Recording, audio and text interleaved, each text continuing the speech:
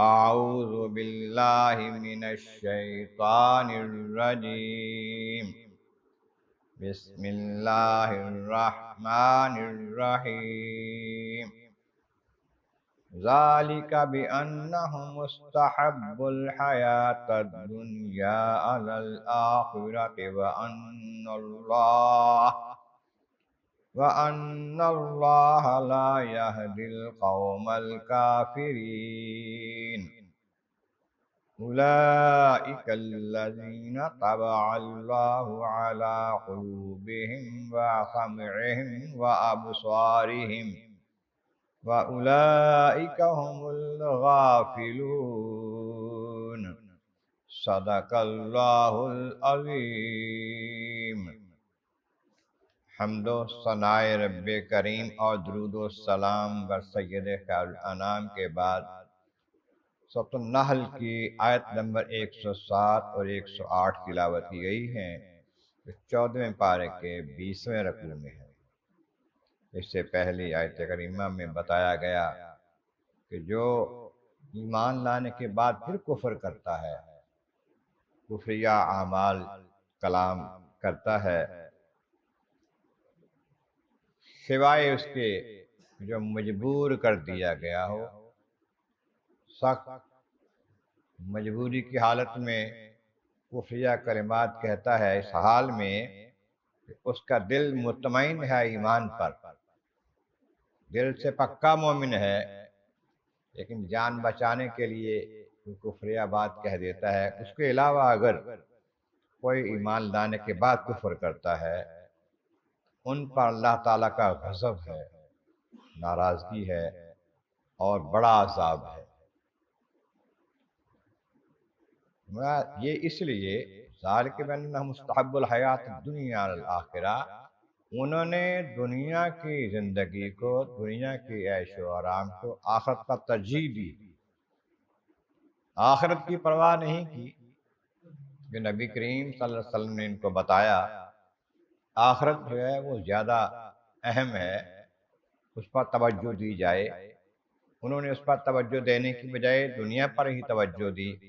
دنیا کے مال و دولت کو، عزت کو، شہرت کو اچھا سمجھا اور آخرت پر توجہ نہ دی۔ اور ایسا جو کرتے ہیں ان کے بارے میں فرمایا کہ وَأَنَّ اللَّهَ لَا يَهْدِي الْقَوْمَ الْكَافِرِينَ، ایسے کافروں کو اللہ تعالیٰ راہ حق عطا نہیں فرماتا، ہدایت نہیں دیتا، جو دنیا کو آخرت سے زیادہ بہتر سمجھتے ہیں، دنیا پر ہی توجہ رکھتے ہیں، آخرت پر توجہ نہیں کرتے۔ یہ وہ لوگ ہیں جنہوں نے کفر کیا، پھر ایمان لانے کے بعد پھر کفر کر لیا، ہٹ درمی کی، حق کی مخالفت کی، دین حق کی، اسلام کی مخالفت کی۔ اس کے سبب سے کیا ہوا؟ اولئک الذین طبع اللہ علی قلوبہم وسمعہم وابصارہم، اللہ تبارک و تعالیٰ نے ان سب کے دلوں پر، ان کے کانوں پر اور ان کی آنکھوں پر مہریں لگا دی، ایسی مہریں لگا دیں کہ دل جو ہے وہ حق بات کو توجہ نہیں دیتے، اس کو سمجھتے نہیں، کانوں میں حق بات آتی نہیں، توجہ سے سنتے نہیں حق بات کو، اور آنکھوں سے حق کی باتوں کو، حق کے معاملات کو، معجزات کو، آیات کو دیکھتے نہیں توجہ سے۔ یہ وہ لوگ ہیں اولئک ھم الغافلون، جو آخرت کے حوالے سے غفلت میں پڑے ہوئے ہیں، انہیں اس کی پرواہ نہیں ہے کہ کل کیا ہونا ہے، آخرت میں کیا ہونا ہے، کیونکہ دنیا جو ہے اللہ کے محبوب فرماتے ہیں دنیا مزرع الآخرت ہے، دنیا آخرت کی کھیتی ہے، تو جہاں بیجو گے وہ وہاں کاٹو گے۔ اگر یہاں ایمان کے ساتھ اعمال صالح کریں گے، اللہ تبارک و تعالیٰ کی رضا ملے گی، جنت حاصل ہوگی۔ اگر یہاں ایمان کے بغیر رہیں گے، کفر پر اڑے رہیں گے اور بجائے اعمال صالحہ کے برائیاں کرتے رہیں گے، تو پھر آخرت میں جہنم ٹھکانہ ہوگا۔ اس بات پر توجہ نہیں دیتے، اس سے غفلت برتتے ہیں، آنکھیں بند رکھتے ہیں اس طرف سے جو اللہ تعالیٰ نے محبوب کے ذریعے بتا دیا ہے، پیغام دے دیا ہے۔ یہ عجیب ہے عام طور پر یہ ہوتا ہے کہ امتحان جو ہوتا ہے کسی کا، امتحان سے پہلے اس کو پتہ نہیں ہوتا کیا سوال آنے ہیں،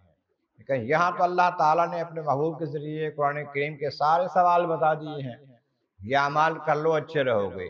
یہ اعمال کر لو اچھے رہو گے، ایمان کے ساتھ اعمال صالح کر لو اچھے رہو گے۔ لیکن